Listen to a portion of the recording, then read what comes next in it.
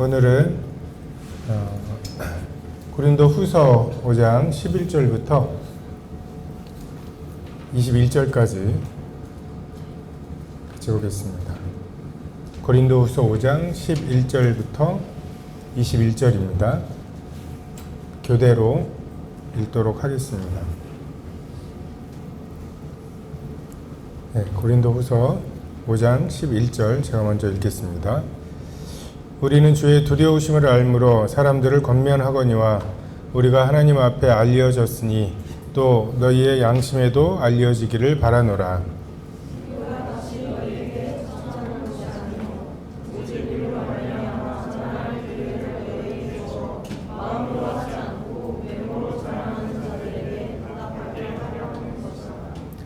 우리가 만일 미쳤어도 하나님을 위한 것이요 만일 정신이 온전하여도 너희를 위한 것이니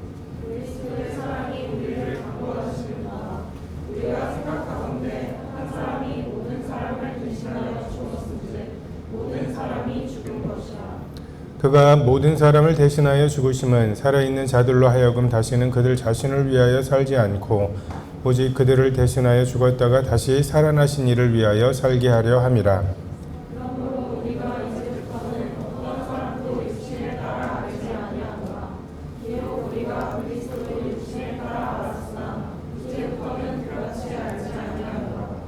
그런즉 누구든지 그리스도 안에 있으면 새로운 피조물이라. 이전 것은 지나갔으니 보라 새 것이 되었도다. 모든 것이 하나님께로서 났으며 그가 그리스도로 말미암아 우리를 자기와 화목하게 하시고 또 우리에게 화목하게 하는 직분을 주셨으니 곧 하나님께서 그리스도 안에 계시사 세상을 자기와 화목하게 하시며 그들의 죄를 그들에게 돌리지 아니하시고 화목하게 하는 말씀을 우리에게 부탁하셨느니라.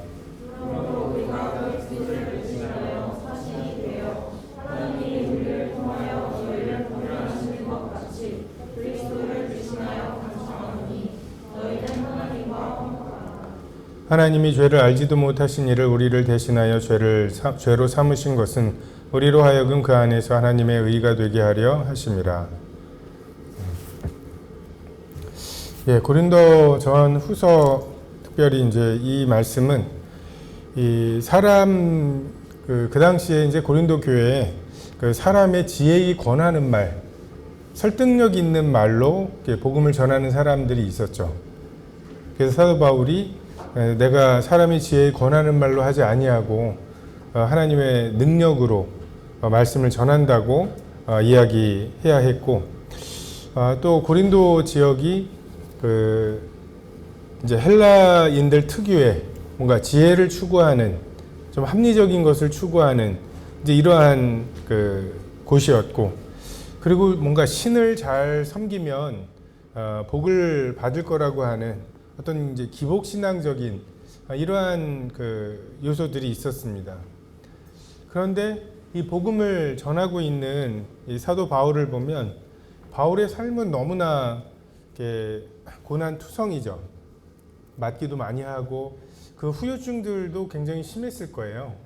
돌에 맞아서 죽은 줄 알고 내다가 그 버린 이런 그 사람이 이제 회복을 하더라도 그 뭔가 그런 후유증들이 있고, 정말 뭐 자기가 고백했던 대로 40에 한해 감한 매를 몇 번을 맞고 파선을 하고 강도와 뭐 거짓 형제들의 뭐 이런 위험들도 굉장히 많고, 그래서 그의 삶을 볼 때 참 눈살이 찌푸려지는, 하나님을 잘 섬기고 뭔가 신을 잘 섬기면 그에 대한 어떤 보상을 받아야 한다고 하는 게 그 그리스 헬라 사람들의 그 생각이었는데, 가장 잘 섬긴다고 하는 사도라는 사람의 삶이 그들에게 좀 마땅하지 않았을 것이고요.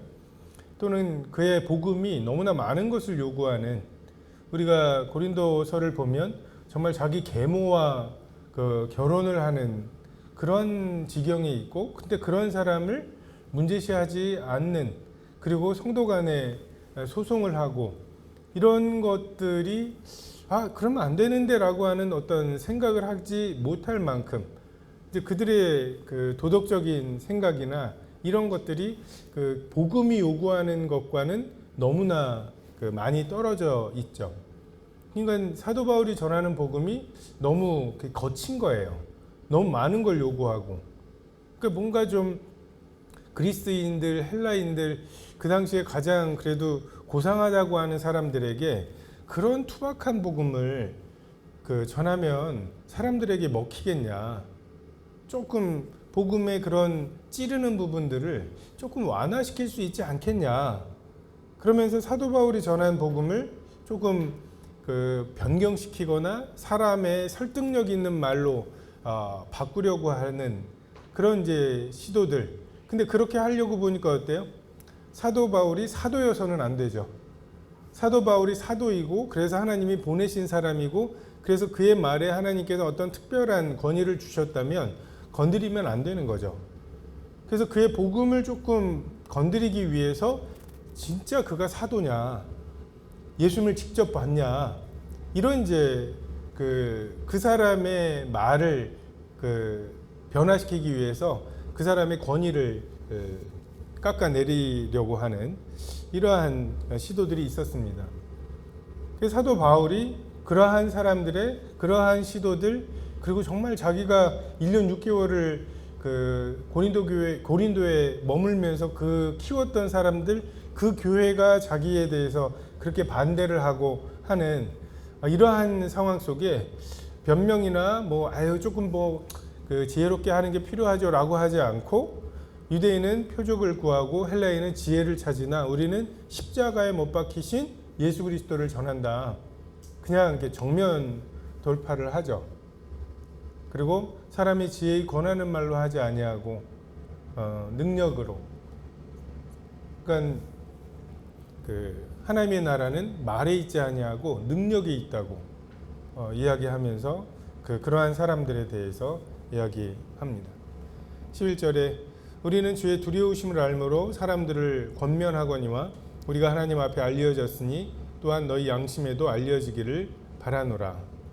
사도 바울이 너무 많은 수고를 했고 환난을 겪고 그로 인해서 그 몰골이 권위 있어 보이지 않는다는 것이 반대하는 사람들의 빌미가 되었습니다. 그리고 신들을 잘 섬기면 복을 받는다는 개념에도 너무 떨어져 있고, 또 텐트를 만들면서 사역을 했죠. 그러니까 그것도 겸손함이라기보다는 권위가 없다고 하는 생각들을 하게 됐어요. 바울은 그러한 평가에도 불구하고 내가 하나님에게 알려졌다. 나의 권위는 하나님에게서 오는 거다. 외적으로 나오는 그러한 것들이 아니라 하나님께서 나를 아시고 나의 사역에 도장을 찍어주시고, 그리고 내가 원하는 것은 내가 너희들에게 이런저러한 변명을 통해서 나의 권위를 설득하고 할 게 아니라 너희 양심에도 알려지기를. 그러니까 우리가 하나님 앞에 알려진 것처럼 하나님께서 그것을 또 너희들에게 알려주시기를. 근데 이 사도 바울의 이런 초라함이 저게 하나님이 함께 하시는 것이다 라고 하는 것을 설득할 수 없었던 것처럼 예수 그리스도의 초라함을 그들에게 저게 하나님께서 세우신 기름.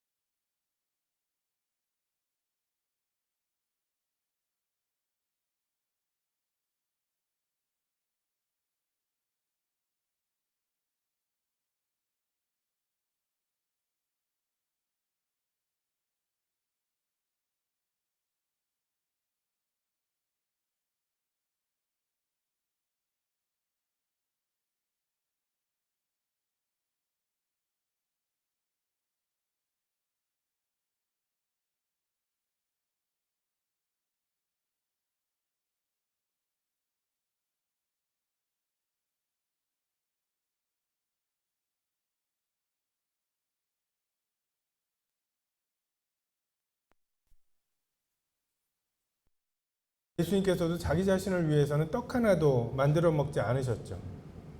하지만 사람들을 위해서 오병이어의 기적을 베푸셨던, 그러니까 내가 나 자신을 위해서, 그리고 억울함과 자기 연민 이것에 매몰되지 않고 정말 다른 사람은 몰라도 니네들은 그러면 안 된다라고 할 만한 상황 속에서 사도 바울은 너희 양심에도 알려지기를 원한다. 하나님께서 너희 양심에 빛을 비춰주시기를 원한다. 이것이 였습니다. 외모로 자랑하는 자들이 있었죠. 부드러운 옷 입은 사람들, 뭔가 말은 있지만 능력이 없고 경건의 모양은 있지만 능력이 따라오지 않는, 그래서 뭔가 되게 철저하게 지키는 것 같고 정말 신앙생활이나 뭐 이런 것에 더할 나위가 없다고 생각이 되지만 마치 장작은 많이 쌓여 있는데 그 장작에 불을 붙일 그 성냥 하나가 없는 것 같이, 능력이 없는, 그리고 그들이 가르치는 것과 그들의 삶이 다른, 그 하나님이 주신 은사로 자랑하고, 우리 그 바울에게, 게바에게, 베드로, 그 아볼로에게 이런 파를 막 나누고 그 파에 우리에게 하나님이 주신 은사를 봐라. 그래서 어떤 사람이 예언하고 있는데 중간에 니네만 예언을 하냐 하면서 그 무질서하게 교회를 운영하고 있는 이러한 사람들, 그리고 아까 말씀드린 것처럼 계모와 결혼하고 그러한 자들을 용인하는, 만찬도 함께 할 수 없는, 그러면서도 하나님이 우리와 함께 하신다고 하는 확신을 가지고 있는 이러한 외모로 자랑하는 사람들이 있습니다. 하나님의 나라가 말에 있지 않냐고 능력이 있습니다. 바울은 자기의 전도함이 지혜에 권하는 말이 아니라 하나님의 능력으로, 성령과 능력과 큰 확신으로, 성령의 나타남과 능력으로 되어지기를 구했죠. 사도 바울의 설교는 굉장히 투박했을 거예요. 너의 편지는 힘이 있지만 네 설교는 별로다 라고 할 만큼.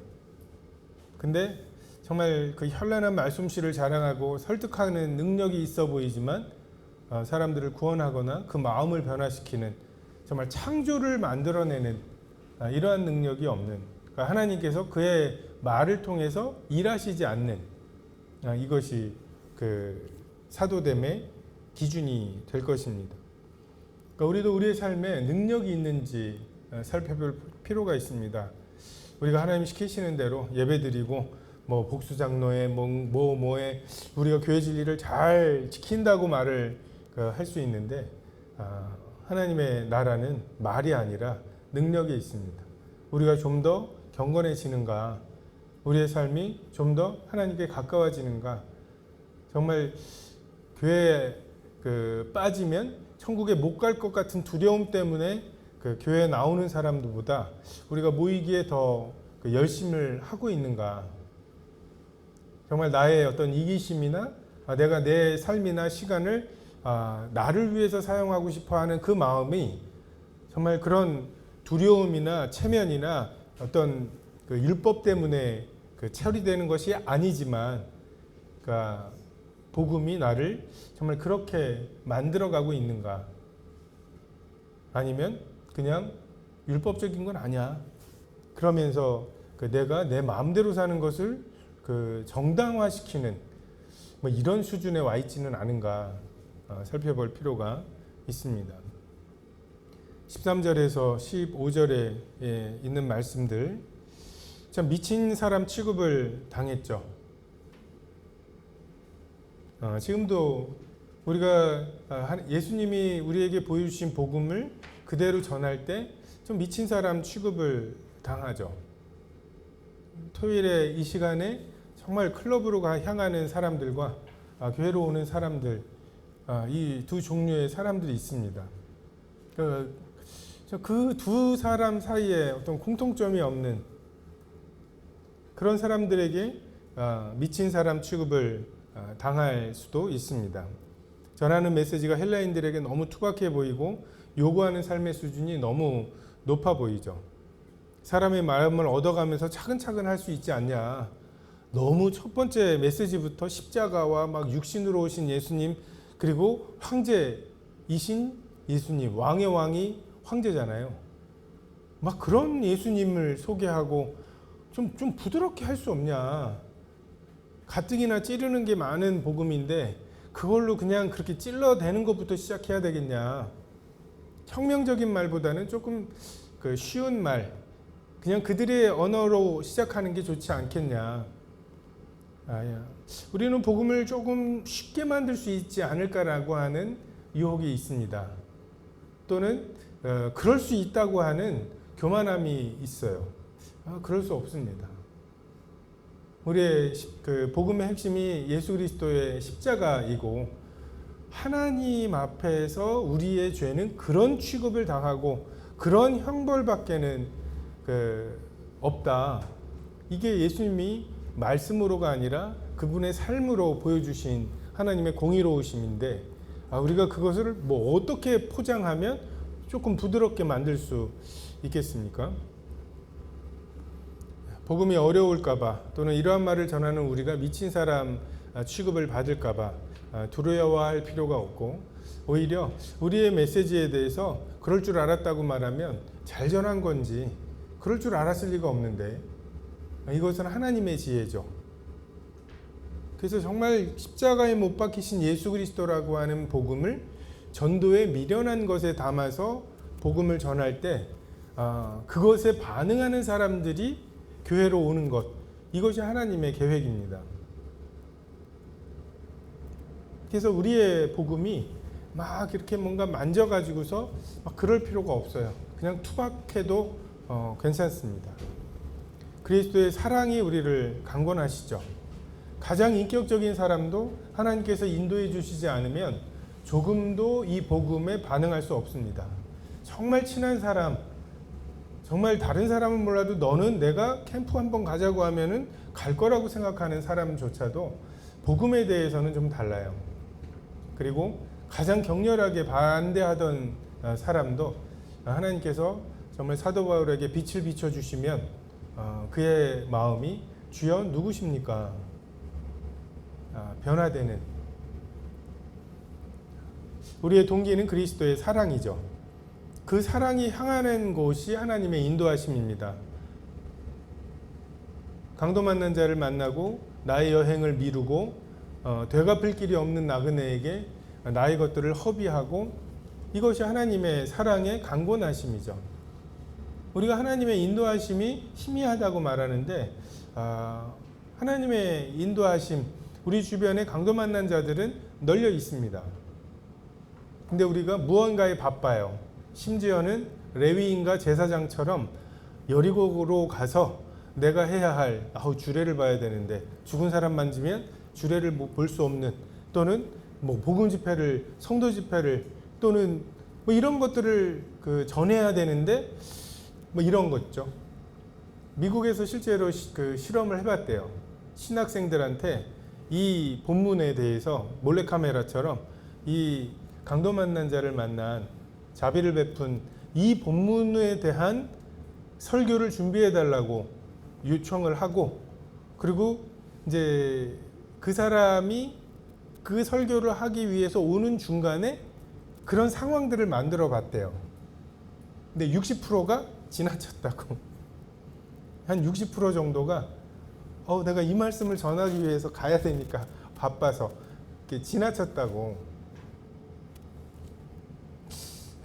우리가 레위인과 제사장들을 너무 가혹하게 대하는 지도 몰라요. 우리가 우리의 삶에 그러한 경우들이 생길 때 어찌할지 모르죠. 정말 우리가 나그네에게, 강도 만난 자에게 하는 행동들, 그렇게 나의 것을 허비하는 것을 미쳤다고 말할 수 있습니다. 이해 안 된다고 말할 수 있죠.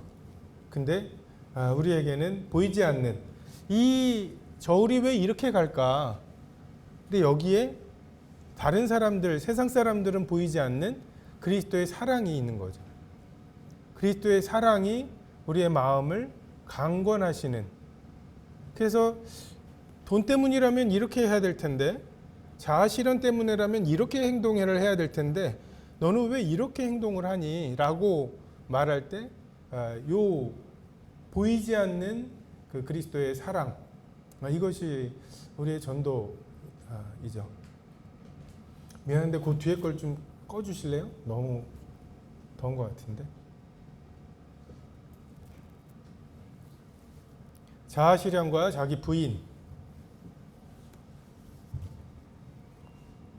15절에 그가 모든 사람을 대신하여 죽으심은 살아있는 자들로 하여금 다시는 그들 자신을 위하여 살지 않고 오직 그들을 대신하여 죽었다가 다시 살아나신 이를 위하여 살게 하려 함이라고. 다시 말해서 우리가 가장 두려워하는 게 내가 나를 위해서 살지 못하는 거죠. 먹고 싶은 게 있는데 돈이 없어요.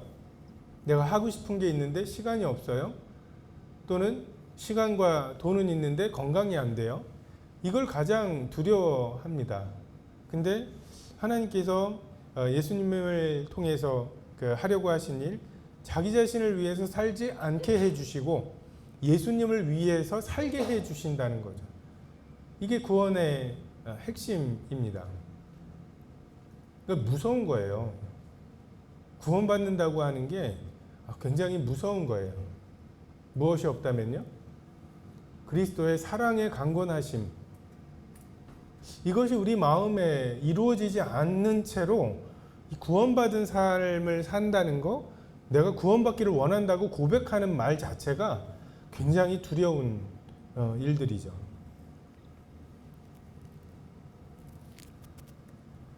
자기 사랑 또는 자아 실현과 또는 자기 부인, 이 두 가지 사이에 접점이 없는 것이 그리스도와의 연합이 우리 삶의 동기고.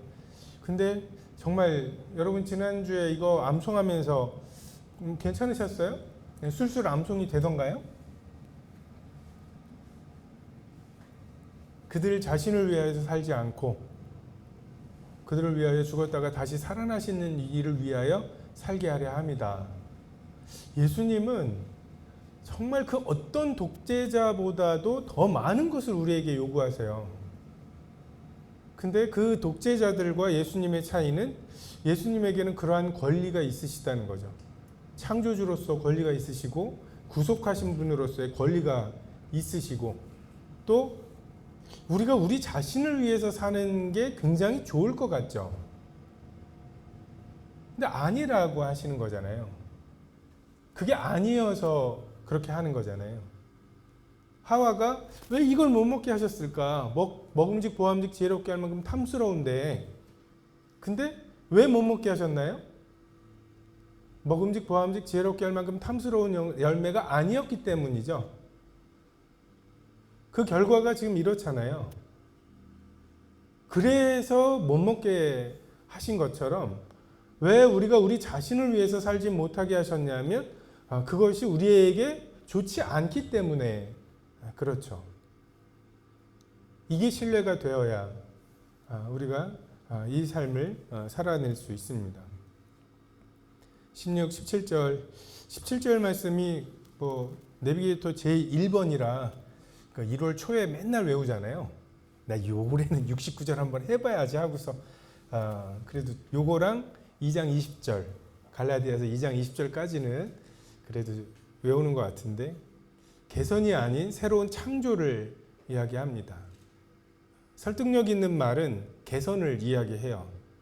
야, 요거 떼고 요거 집어넣고 야, 요거 브로치 하나 이렇게 달면 되게 좋을 것 같은데 너의 무화과 나무 잎으로 만든 옷이 괜찮아, 예뻐, 응?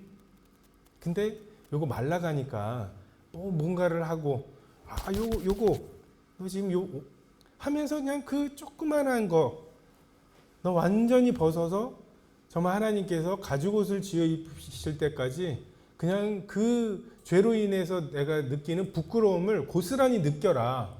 이게 사도 바울의 복음이거든요. 회개하고 그 회개로 파묻히고 정말 내가 얼마나 죄인인지 정말 나의 힘으로는 도무지 하나님께 나아갈 수 없다는 것을 경험하고 그래서 그 복음서에도 나오죠. 예복을 주인이 주시죠. 근데 내가 이 옷을 벗고 이 더러운 옷을 벗고 예복을 입을 수 있다는 게 복음이 되어야 하잖아요. 기쁜 소식. 옷도 준대. 이게 기쁜 소식이어야 되는데 아니 왜? 저걸 내가 왜? 이게 훨씬 좋은데?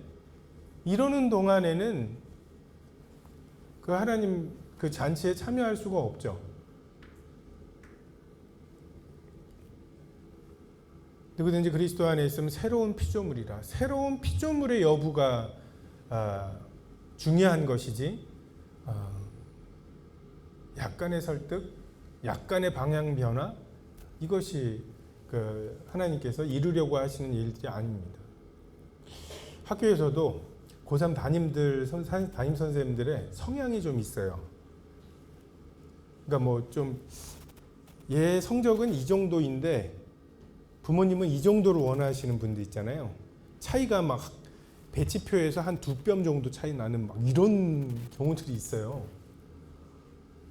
그러면 이제 부모님이 오셔가지고서 뭐 이런 거 있죠. 선생님, 서울 연고대는 안 바래요. 뭐 이러시는데 서울 연고대는커녕 뭐 영 아닌 이 차이를 어떻게 하지라고 생각을 하는데 어떤 이제 담임 선생님들은 뭐 애가 뭐 지금 한 2달 남았는데 열심히 하면 뭐 가능할 수도 있겠죠 하고서 이게 좀 뭔가 부드럽게 하시는 분들이 있고 그냥 돌직구 있죠. 서울 연고 안 돼요. 그래서 이제 아예 그냥 선빵처럼 앉기도 전에 그냥 충격을 굉장히 받으시죠. 그러니까 마치 3개월 남았습니다. 이런 이제 시한부 인생 선고를 받으면 처음에 에이 쟤 무슨 뭘 좋아한데 뭐 하면서 거부하죠. 그 다음에 조금 있으면 분노합니다. 왜 나야? 왜 내가 뭘 잘못했다 하면서 막 변명을 그러니까 막 이렇게 화를 내고 그러다가 이제 마음이 낮아져 가지고 이제 뭐 체념하고 우울해하고 그러다가 그래도 3개월이 어디야 하면서 이제 뭔가 학부모님들도 다 그 과정을 겪어요. 우리 애가 여기밖에 막 이렇게 들어간 뭐 이렇게 학원비도 생각이 나고 막 하면서 굉장히 이제 부모님이 이제 자기 자식이랑 같이 학교와 같이 하실 때 뭐 난리가 나죠. 그래, 너 어떻게? 막 이러면 근데 통계적으로 보면 그냥 이렇게 돌직구로 하는 게 그 아이에게 좋아요. 수시로 갈 수 있거든요. 근데 뭐 가능성이 없지는 않지만 뭐 이렇게 해서 좀 부드럽게 한 아이들은 진짜로 2달 만에 지난 11년 동안 안 오르던 성적이 확 올라서 등급이 막 오르고 막 해서 2뼘을 올라갈 수 있는 것처럼 착각을 해가지고서 수시에 갈 만한 대학들을 놓쳐버리는 경우들을 이렇게 보게 되거든요. 저도 이렇게 부드럽게 하는 스타일인데 뭐 옆에서 내가 돌직구 하시는 분들 보면 내가 막 마음이 아파요. 막 제가 완전히 T인데 그때는 F가 돼가지고 이렇게 뭐 얼마나 마음이 아프실까. 응? 근데 우리의 복음이 정말 뭐 지혜롭게 해야 되죠. 근데 지혜롭게 하는 것에 한계가 있음도 우리가 분명히 알 필요가 있습니다. 어느 순간에 우리의 정체성이 무엇이고 우리가 요구하는 게 무엇이고 예수 그리스도의 십자가를 통해서 하나님이 말씀하시려고 하는 게 무엇인지 그러니까 정색을 하고 이야기할 필요가 있어요. 너가 가지고 있는 것 중에 그 어떤 것도 너가 구원받는 것에 소용되는 것이 없다. 그러니까 이 거친 것, 이 미련해 보이는 것 미친 거 아니야? 라고 하는 평가를 받아야 되는 것 이런 부분이 있고 반대로 복음이 이루려고 하는 것은 그냥 뭐 냄새나는 시체에게 향수 좀 뿌려주고 뭐 얼굴 아직도 죽은 사람 같지 않게 탱탱하네 뭐 이런 수준이 아니죠. 그 사람이 살아서 숨을 쉬고 걸어가고 38년 된 병자가 침상을 들고 일어나는 거예요. 발끝에 감각이 좀 있어요. 뭐 이 정도 치유가 아니라고요. 보라, 새 것이 되었도다. 이 변화를 목표로 사도 바울이 복음을 전하는 것이고 그 복음은 그냥 말의 투박함, 지혜를 추구하는 사람들 그러니까 하나님은 어떻게 된 거냐고요. 태초에 창조는 어떻게 하셨냐고요. 이런 걸 따지는 사람들에게는 미친 것처럼 보이지만 정말 하나님께서 부르시는 사람들 그리고 성령과 능력과 큰 확신으로 역사하실 때 새로운 창조가 이루어집니다. 우리의 모든 것이 다 바뀌지는 않죠. 그죠? 구원받고 나서 우리의 MBTI가 바뀔까요? 한번 연구를 해봐도 좋을 것 같아요. 구원과 거듭남과 MBTI 뭐 이런. 근데 베드로는 뭐 예수님이 질문만 하면 저요 뭐 이런 딱 헤르미온느 뭐 그런 개념 맨날 나서고, 그죠? 주는 그리스도시요 살아계신 하나님의 아들이십니다 라고 할 때 나서고, 주여 그 일이 당신에게 뭐 일어나지 않겠습니다 막 나서고. 근데 사도행전에서 여전히 나서죠. 그죠? 그의 성품과 성격, 하나님께서 그걸 그냥 뭐 없애버리시거나 이런다기보다는 정말 그리스도의 사랑, 그리고 우리 속에 두신 성령님. 그래서 내 속에 아담의 소원이 있었잖아요. 먹은즉 보암즉 지혜롭게 할 만큼 탐스러움. 정말 이것을 추구하는 그 아담의 생명, 그 아담의 생명이 내 속에 있다는 것은 아담의 소원이 있다는 거죠. 근데 이제 성령님이 우리 속에 계시고 예수 그리스도께서 우리 속에 거하셔서 이제 성령님의 소원, 예수님의 소원이 우리 마음속에 생기는 거죠. 그래서 그 전에는 내 생각에는 하면서 아담의 소원을 내 생각이라고 생각을 했어요. 근데 이제 우리에게 성령님의 소원, 예수님의 소원, 저렇게 놔두고 가면 안 될 것 같은 그런 소원, 예수님이 계셨다면 내버려 두시지 않았을 이런 소원들이 우리 속에 거하게 되는 거죠. 이게 새 창조의 그 핵심입니다. 18절부터 사도 바울이 왜 그렇게 복음을 전하는지 20절에 보면 우리가 그리스도를 대신하여 사신이 되어 하나님이 우리를 통하여 너희를 권면하시는 것 같이 우리가 그분의 사신이 되었다고. 바울의 복음의 기원은 하나님이시죠. 살기가 등등하여 다메섹으로 가던 그를 변화시키신 능력, 보라 새 것이 되었도다. 사도 바울만큼 이 말씀에 부합하는 사람이 없죠. 보라 새 것이 되었도다. 정말 어두운 데서 빛이 비추라 하셨던 그 하나님께서 예수 그리스도의 얼굴에 있는 하나님의 영광을 아는 빛을 비추시는, 정말 사도 바울은 평생에 그 빛을 추구했어요. 그래서 그가 낙심하지 않을 수 있었던 것, 빛을 비추면 아무리 센 척해도 끝이야. 그걸 어떻게 알았을까요? 누군가의 간증을 통해서 아는 게 아니죠. 자기 자신이 경험했습니다. 그 예수 그리스도의 얼굴에 있는 하나님의 영광의 빛이 비추었을 때, 이게 창세기에 있는 빛이 있으라. 빛을 찾으시는 분이 아니죠. 어디 있을 텐데 하고서 그 빛을 모아가지고 자 이렇게 하시는 분이 아니라 없는 빛을 완전한 어둠 가운데에서 그냥 빛이 있으라 명하시면 빛이 생기는, 창조되는 이 하나님께서 놀라운 것은 우리들의 말을 통해서 그 창조를 하시려고 하는 거죠. 지금 우리가 사신이 되어서, 영화에 보면 앰베서더예요. 우리가 그 대사가 되어서, 아니 사이가 별로 안 좋아요. 내가 한국의 입장을 그 나라에 가서 한국의 입장은 이겁니다 라고 말하면 욕 엄청 먹을 게 너무너무 분명해요. 독도 한국 땅입니다 라고 일본 가가지고서 얘기하고, 또는 일본의 대사가 우리나라 한복판에서 독도 일본 땅이라니까요 라고 자기 나라 말을 그냥 하죠. 미친 사람 취급을 당하든 비난을 받든 상관없이. 근데 하나님께서 우리를 사신으로 삼으셔서 보내시고 투항하면, 무기를 버리고 투항하면 받아주겠다. 아직 방주문이 열려 있다고, 아버지께서 너를 기다리고 계시다고 선언하게 하시고, 하나님께서 그 말씀, 우리의 입에서, 우리의 입이에요. 우리의 말이고, 근데 그것을 통해서 빛이 있으라 하시는 창조를 이루어내신다는 거죠. 하나님과의 화목, 하나님과의 평화, 샬롬이죠.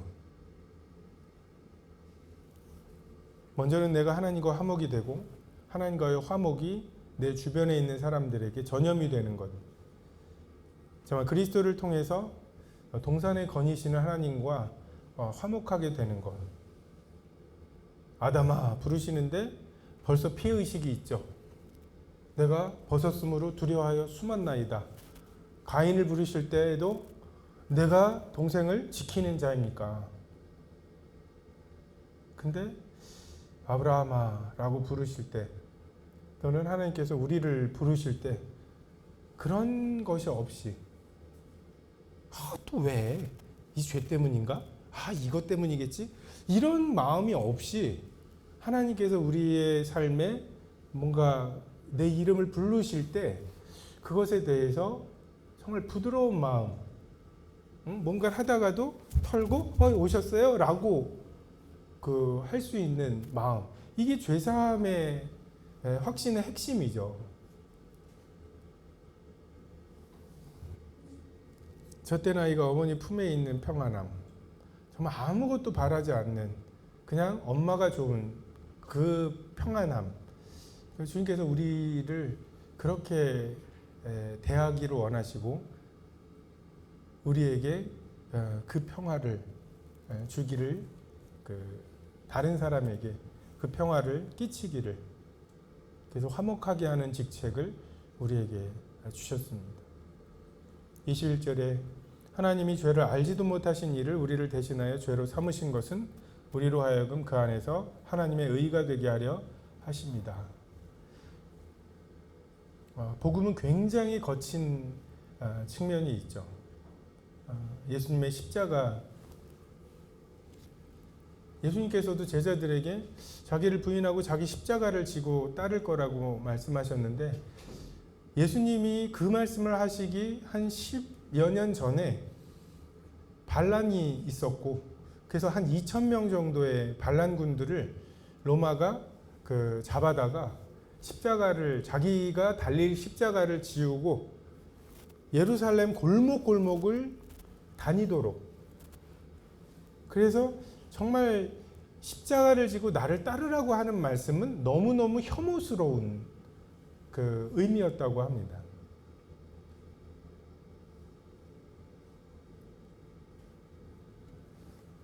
(21절은) 어떻게 보면 자기 부인, 우리에게 요구하시는 자기 부인이 무엇인지를 보여주시죠. 죄를 알지도 못하신 이를 우리를 대신하여 죄로 삼으신 것, 이게 예수 그리스도의 자기 부인이죠. 죄를 알지도 못하시는데 죄 덩어리인 것처럼 죽으시고, 정말 그 하나님의 아무것도 섞인 것이 없는 진노를 받으시고, 근데 그 덕분에 우리로 하여금 그 안에서 하나님의 의가 되게 하려 하신다고. 죄 덩어리였던 우리가 하나님의 의로움이 되는, 이것이 복음의 내용입니다. 하나님의 의로움이 우리예요. 그냥 하나님의 의로움, 야 쓸어버려, 저건 묻어버리고, 저건 팔다리를, 이게 공의로운 것 같죠. 만약에 우리에게 정말 전지전능함이 있다면 우리가 이 세상을 어떻게 해버릴까, 막 벼르고 있는 사람들 있죠. 일주일 안에 통일도 할 수 있을 거 아니에요? 어떻게 통일하겠어요? 또 일로 나와 해가지고서 어떻게 해가지고서 우리가 통일을 만들고, 팔레스타인, 우크라이나 이 전쟁들 우리가 어떻게, 명확하죠. 어떻게 하면 저거 해결할 수 있을지. 우린 그게 하나님의 의로움이라고 생각을 해요. 그리고 왜 하나님이 그렇게 안 하시는지 의아해 하죠. 근데 마리아의 남편이었던 요셉이 임신한 자기 약혼녀를 어떻게 대하죠? 끌고 가서 돌로 쳐 죽여야 된다고. 그게 의로움이잖아요. 그게 율법대로 하는 거잖아요. 근데 가만히 끊고자 하는 것. 그는 의인이라 이를 가만히 끊고자 하여. 이게 하나님의 의로움이에요. 사랑이 섞이지 않은 의로움을 우리 자꾸만 공의로움이라고 착각을 합니다.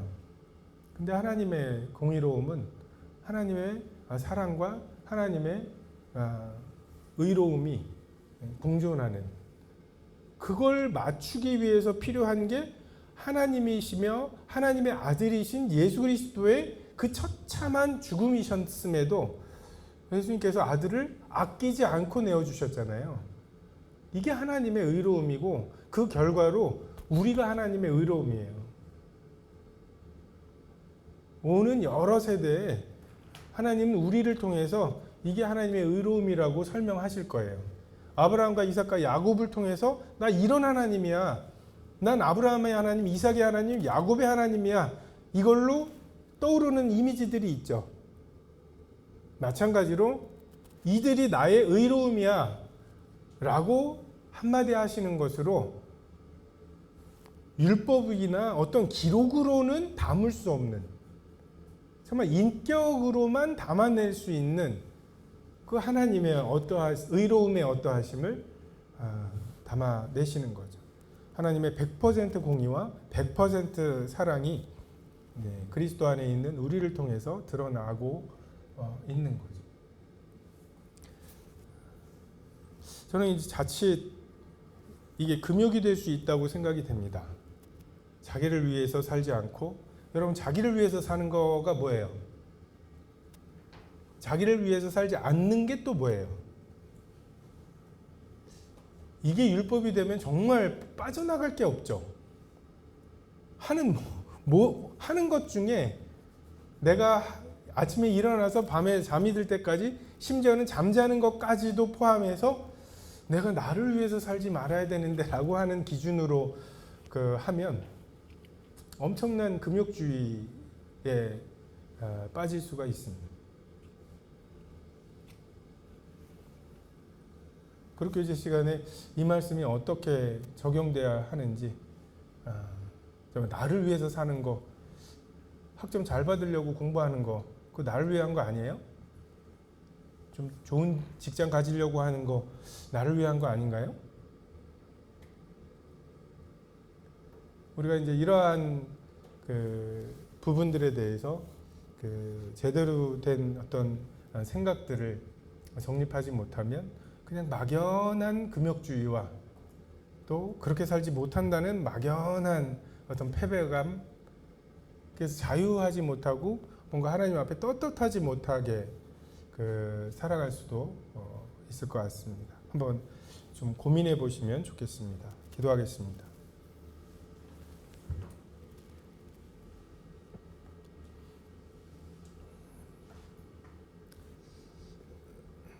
사도 바울을 통해서 정말 그의 삶의 변화를 통해서 저에게 필요한 것이 새로운 창조인 것을 알게 해주시고, 저는 이 거친 십자가에 못 박히신 예수 그리스도 그 메시지로 정말 우리의 마음에 하나님의 영광을 아는 빛이 비추어지고, 예전에 없던 그 빛이 저희 마음에 창조되는 정말 이러한 역사를 경험하게 하십니다. 이론이 아니라, 말에 있는 것이 아니라 정말 능력으로 전달되게 하시고, 이 말씀을 들을 때 그 경험이 정말 하나님의 능력이었구나 고백하게 되는 복을 허락해 주시기를 원합니다. 감사를 드리며 예수님의 이름으로 기도했습니다. 아멘.